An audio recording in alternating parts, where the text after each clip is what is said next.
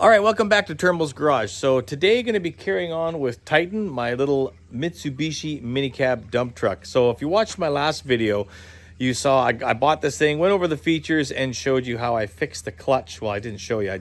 I fixed the clutch. It was locked to the either flywheel or the pressure plate. Well, I took it for a little drive and it turns out there's a lot more than that. The clutch is slipping and it needs to be replaced. So today in this video, unfortunately, we're going to be pulling the transmission. But because of the way these things are laid out with the dump box, it's going to be a lot easier. So I've got a clutch ordered. It'll be here in about a week. So I got to pull this transmission out and get the flywheel out of it so I can take that to the machine shop and get it remachined. So let's get into it. Get access to everything. Best part of this little truck.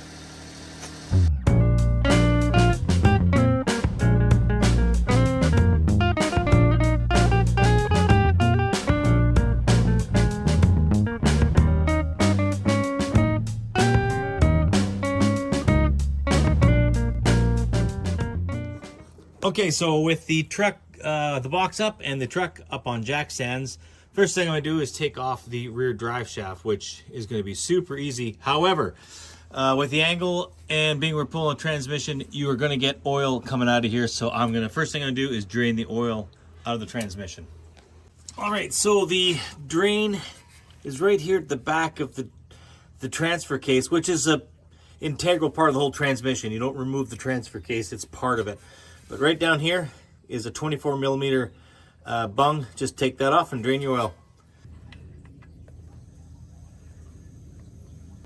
Okay, I went to put the bung back in the bottom of the transmission, and notice, yeah, it has a magnet in it. So this is the crap that came off the magnet.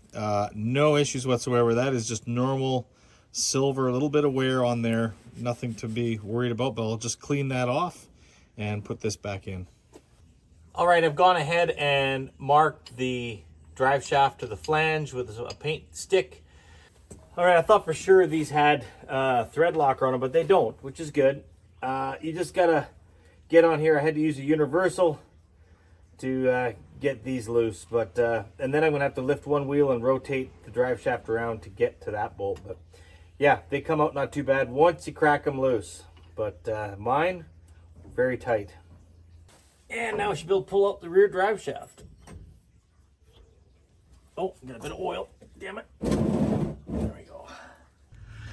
All right, so to get the front drive shaft unbolted from the from the differential, there's a cover that's got to come off. Looks like there's a couple of 10 millimeter bolts, and I think a couple at the back, a couple of plastic clips that are more than likely going to break. But yeah, let's get this cover off.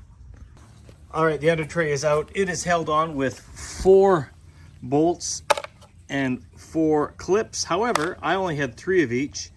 1, 2, 3, missing number 4, and I was only got 3 clips. So, also it's actually broken. It's broken here, so that's probably okay. Looks like I've been getting some wear too from the drive shaft rubbing. But anyway, that's good. Now we can get at the drive shaft. All right, there is the front drive shaft. It is the same as the rear. Just undo those 4 bolts. It's a little bit more of a tight spot. But yeah, I'm going to mark the flange like I did before and take it off. All right, got the front drive shaft out. Looks good on here, but the U-joints are a little bit... I don't think it gets spun much if it's not in 4-wheel drive. They don't spin. So the U-joints are a little bit, they're not worn, but they could use grease, but they don't have any grease nipples. One thing about these is the bolts that go through, there's no nuts. It's actually threaded on the flange of the front differential, which is way nicer. You don't have to, worry about the nut spinning with the bolt. It just cracked the bolt loose and out you come. So the front drive shaft was actually easier than the rear.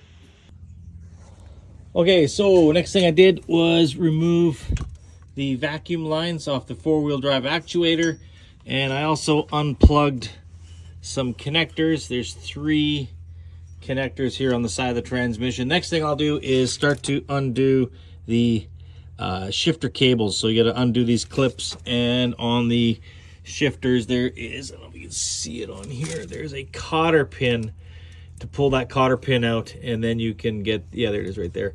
Pull the cotter pin out, and then you can pull the shifter cable off the transmission. All right, for the clutch, there is a little pin, little clip that goes in here. You pop that clip, and then you can see right there, that's got to slide through the bracket. So all I'm going to do is take a crowbar, pry between here and here, and push the clutch lever in, and then I can pull the cable through and unhook it from there. All right, that's the clutch cable off. It's actually a little bit of a bugger to get this little clevis thing out of here. Anyway, you'll figure out it is a bit of a bugger. Anyway, that out. Next thing I do, these clips on here, you can get a good view of it. They are really difficult to get off. There's another one up here, and it looks like these brackets just bolt on. I'm probably actually going to be easier for me just to unbolt this bracket and slide them off to the side. So that's what I'm going to do. So, I'm working underneath here, just a little pause, and I'm, kind of struggling on my back, and I realize, what an idiot. I can just take these 4 screws off of here, which is my nice makeshift tool tray, but with that off, I've got the whole transmission exposed. So that's what I'm gonna do, is take that off. I mean, how nice is that? Yeah, that's gonna make things way easier to get all these clips and everything off. That's good. All right, so I've got all the shifter cables and the transfer case cables removed. The next thing I'm gonna do is the starter. I gotta remove the starter. How nice is that? It's right there. But before, of course, we do anything, I'm gonna disconnect the negative side of the battery. So with the cables disconnected, there's just a couple of 14mm bolts, and we can pull the starter out.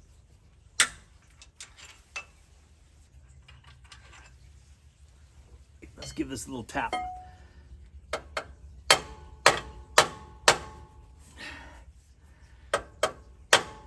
Wow, that sucker's on there.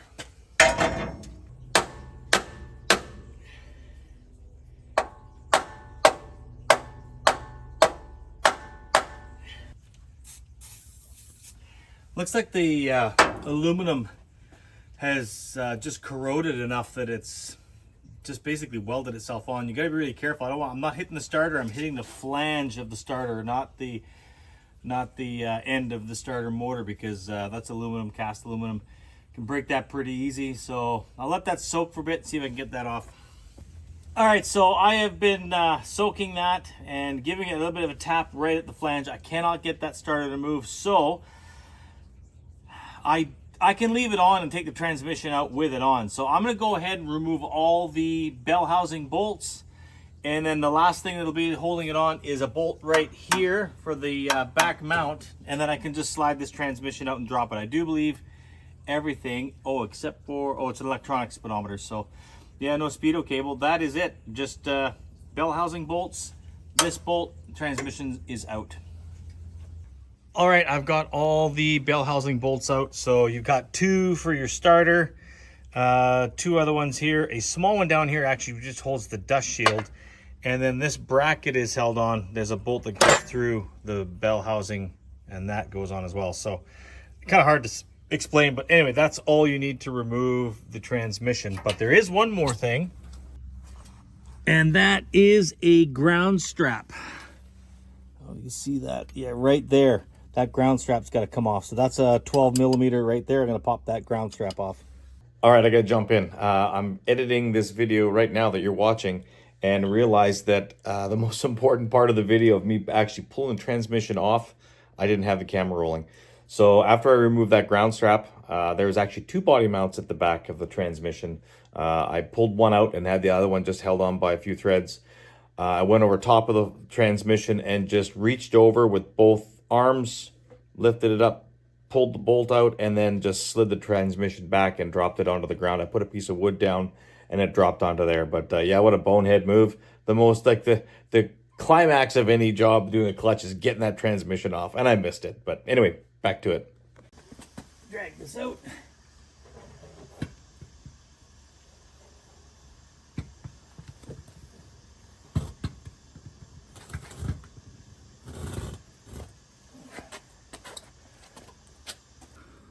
So that is your transmission Put my foot in front of it. You can see how big my, it's so small.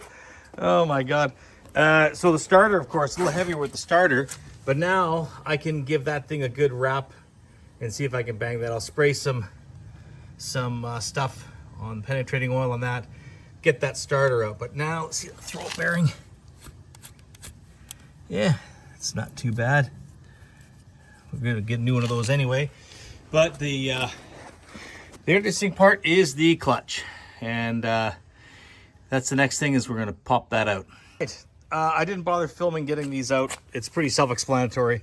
You got 12 millimeter bolts for your pressure plate, and you got 14 millimeter bolts, 5 of them, for your flywheel. Interestingly, the flywheel bolts, you can only put the flywheel on one way. They're not symmetrical, so you don't have to worry about that. Also, a note is the threaded holes in the crankshaft do not go through into the crankcase. They're blind holes, so you don't have to worry about putting sealant on the threads to seal them from oil coming through. So looking at the flywheel, you can see it's definitely glazed. It's not bad. I'm gonna get it resurfaced for sure. I've got a new pilot bearing coming as well. And then the pressure plate, it's got a lot of heat checks in it. Yeah, not very nice. Doesn't matter, it's getting all replaced. And then of course the real thing is the friction disc, which, to be honest, I've seen clutches wear a lot more than this and still be able to drive. But I guess it's bad enough that you could put this into third gear, fourth gear, let the clutch out, and it would just sit there and you could rev the motor. I did it once and went, up, that's it, clutch is done. So I'll bag these all up, and this is gonna go to the machine shop to get resurfaced. Let's check out the rear main seal. So the rear main seal, you can see here, it is actually bone dry. I am not planning on doing anything with this seal. I don't see the need, but yeah, you can see those are blind holes. One thing I did notice is up on the motor, it looks like the valve cover is leaking. So I'm going to replace that. That is a fairly easy fix to the valve cover gasket. But yeah, other than that, looks pretty darn good down here. There's your oil filter off to the side there. But yep, that's it for this.